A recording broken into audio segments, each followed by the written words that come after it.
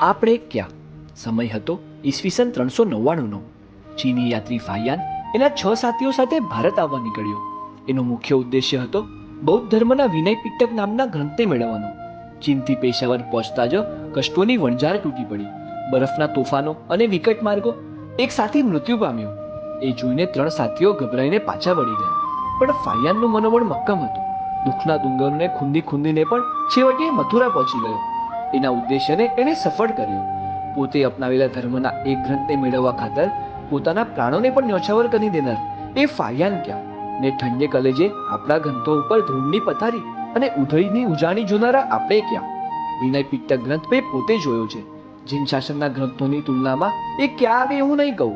એ દુનિયાના કોઈ પણ વિદ્વાનને પૂછીને જાણી શકાય છે. મારે તો એટલું જ કહેવું છે કે ફાહિયાન ચીનથી મથુરા સુધી પહોંચી શકે, બર્ફીલા તોફાનો ને ભયાનક વગડાઓ વટાવી શકે, તો આપણે આપણા શ્રી સંજ્ઞા જિનાલયની લગભગ લગોલગ આવેલા જ્ઞાન ભંડાર સુધી નહીં પહોંચી શકીએ? આપણે આપણા બાહ્ય ભાવોના તોફાનોને ને પ્રમાદોના વગડાઓને નહીં જ વટાવી શકીએ?